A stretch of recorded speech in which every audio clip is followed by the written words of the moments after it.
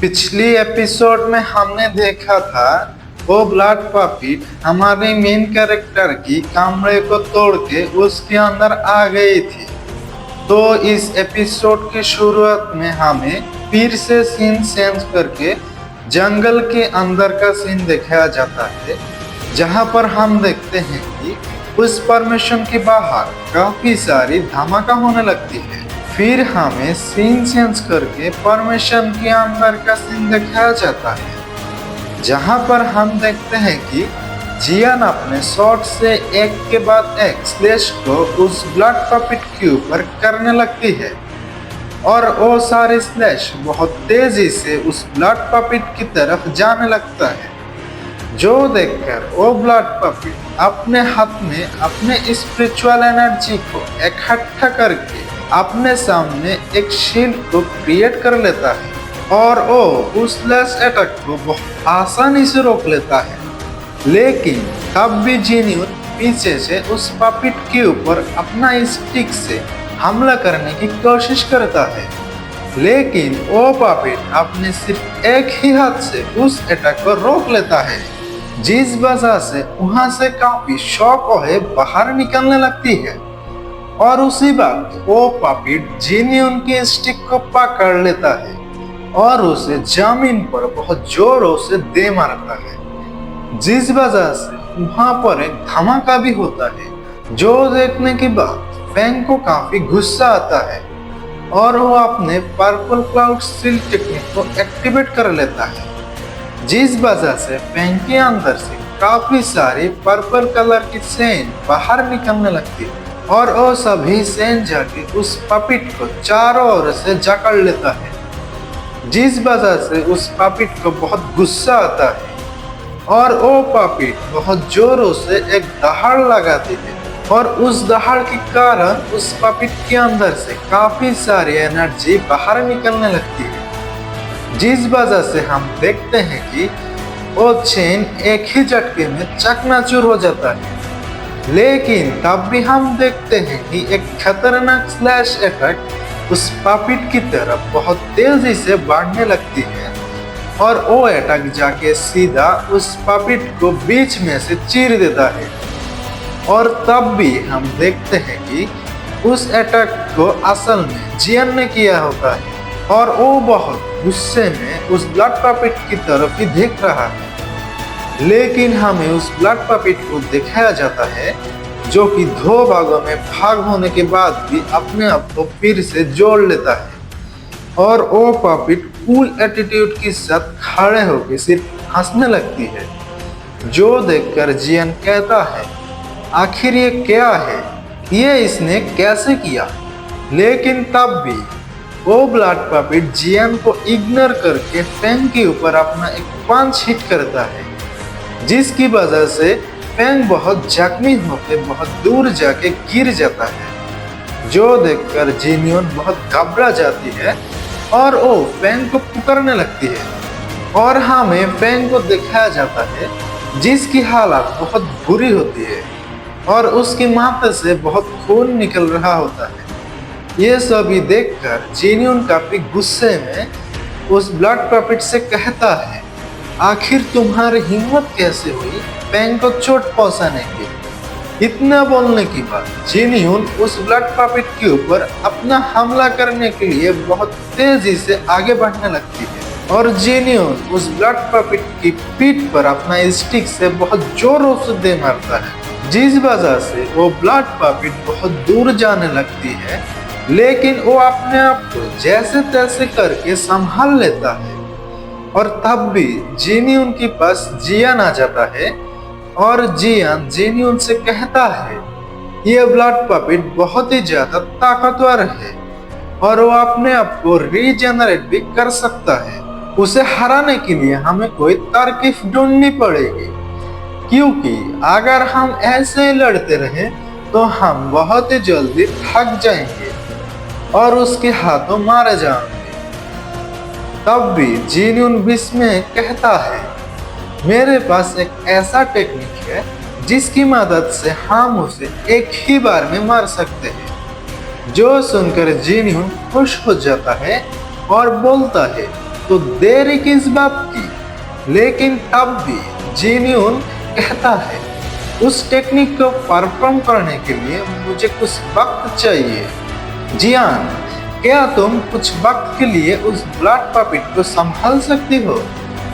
ये सुनने की बाद जियान सीधा उस ब्लड पपिट के सामने जाके खड़ी हो जाता है और जियान जिन्यून से कहता है तुम इसके बारे में चिंता मत करो, तुम अपने टेक्निक को जल्दी से तैयार करो, समझे। फिर हमें उस एल्डर को दिखाया जाता है जो कि फॉर्मेशन के बाहर से सभी चीजों को देखने लगता है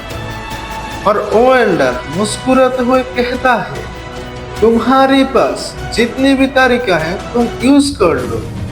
देखते हैं आखिर तुम लोग क्या कर पाती हो। क्योंकि जो मेरा ब्लड पपिट है उसकी ताकत के बारे में तुम्हें नहीं पता और कुछ देर बाद तुम लोग मेरी सैक्रिफाइस बन जाओगी। हा हा हा। तब भी उस एल्डर को कुछ महसूस होता है जिसे महसूस करने के बाद वो हंसने लगती है और वो एल्डर कहता है क्या मेरा दूसरा पपिट ने इतनी जल्दी सबका काम तमाम कर दिया। फिर वहां से सीन चेंज करके हमें हमारा मेन कैरेक्टर को दिखाया जाता है जो कि उस ब्लड पपिट को मार के उसका कचुम्बर बना दिया है और तब भी हमारा मेन कैरेक्टर कहता है अगर मैंने इस पपिट को मार दिया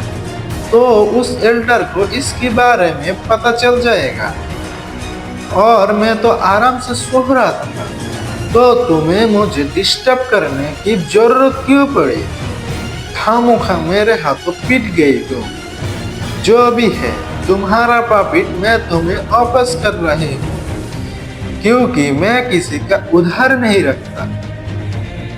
यह कहने की बात हमारा मेन कैरेक्टर उसे बाल से पकड़ के घसीटते हुए देयर के पास ले आया है, जहां पर हम उसी जगह को देखते हैं जिधर जियन के साथ उस एल्डर की फाइट चल रहा है और हमारा मेन कैरेक्टर उस पपिट को अपना स्पिरिचुअल एनर्जी से हवा में उठा देता है और उससे कहता है तुम उसी जगह से आई हो ना। लेकिन वो पपिट कोई जवाब नहीं देता क्योंकि हमारा मेन कैरेक्टर के हाथों मार खाने के बाद उसकी हालत काफी ज्यादा बुरी होती है। फिर हमारा मेन कैरेक्टर उस फॉर्मेशन के ऊपर अपनी आंखों की मदद से निशाने को लॉक कर देता है और लॉक करने के बाद हमारा मेन कैरेक्टर उस ब्लड पपिट को उस फॉर्मेशन की तरफ बहुत जोरों से फेंक देता है और उस ब्लड पपिट को फेंकने के बाद हमारा मेन कैरेक्टर बोलता है मुझे काम पर जाने के लिए सिर्फ कुछ टाइम बचा है, जो भी हो चलो चल के देखते हैं कि कोई कमरा खाली है कि नहीं। फिर वहां से सीन चेंज करके हमें उस फॉर्मेशन के अंदर का सीन दिखाया जाता है जिधर वो ब्लड पपिट जिन्यून के ऊपर काफी सारी फिस्ट से हमला कर देता है।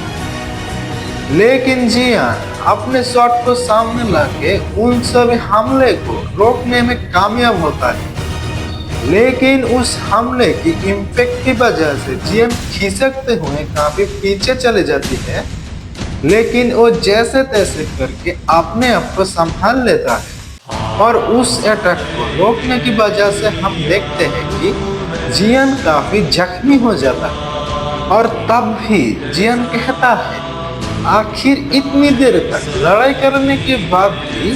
इस पपिट की ताकत कम होने की बजाय कैसे बढ़ रही है। फिर हमें उस फॉर्मेशन के बाहर उस एल्डर को दिखाया जाता है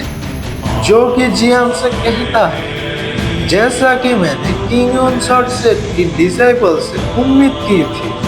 तुम बिल्कुल वैसे ही निकले। तुमने बहुत अच्छा टक्कर दिया मेरे ब्लड पपिट को।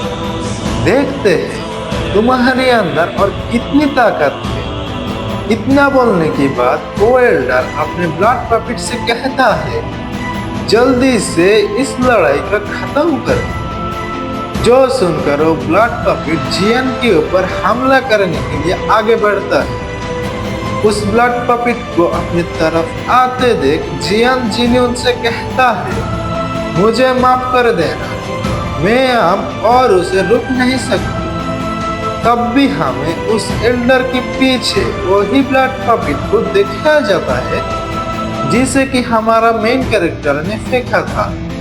जो कि बहुत तेजी के साथ उस फॉर्मेशन की तरफ आ रही होती है। जिसे देखने के बाद वो एल्डर कहता है, आखिर ये क्या है? लेकिन तब भी हम देखते हैं कि वो ब्लड पपिट सीधा उस फॉर्मेशन को तोड़ते हुए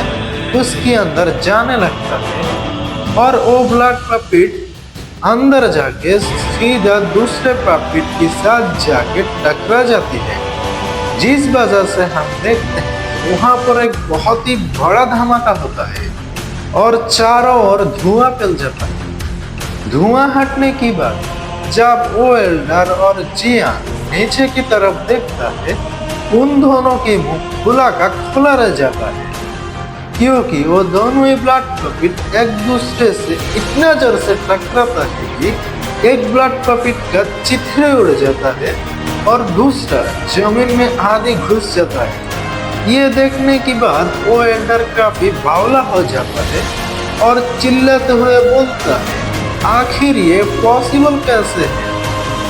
तब भी हमें जियान को दिखाया जाता है, जो कि उन दोनों ब्लड पपिट को मरा हुआ देख के बहुत खुश हो जाता है और कहता है, ये दूसरा ब्लड पपिट यहाँ पर है, इसका मतलब सीनियर ब्रदर सेफ है।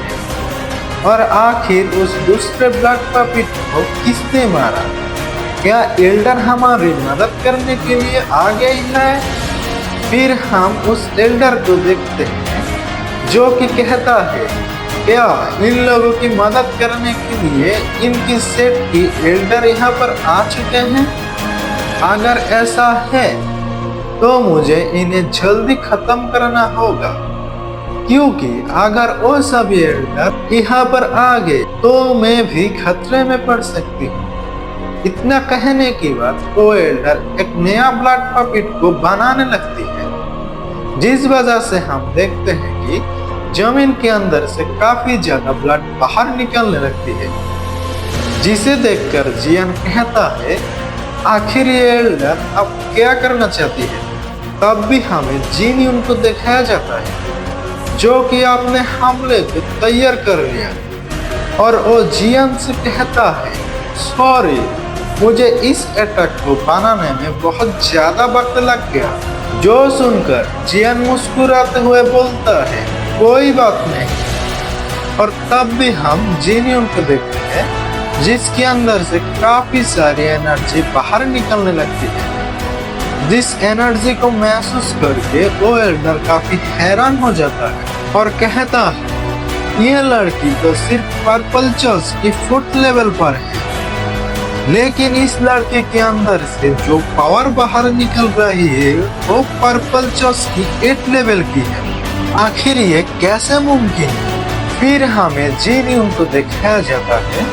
जो कि अपनी पर्पल शैडो हेवनली टेक्निक को इस्तेमाल करते हुए उस नया ब्लड पपिट के ऊपर हमला कर देता है, जिसके जवाब में वो ब्लड पपिट जिन्यून के हमले के ऊपर अपना हमला कर देता है, जिस वजह से वो दोनों ही हमला बहुत जोरों से एक दूसरे से टकरा जाती है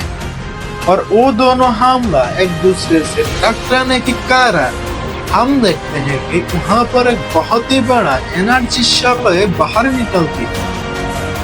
के साथ हुए आज का एपिसोड खत्म होता है। अगर आपको ये एपिसोड अच्छा लगा तो वीडियो पे लाइक और चैनल पे सब्सक्राइब जरूर कर देना। मिलते हैं अगली वीडियो में, तब तक के लिए बाय।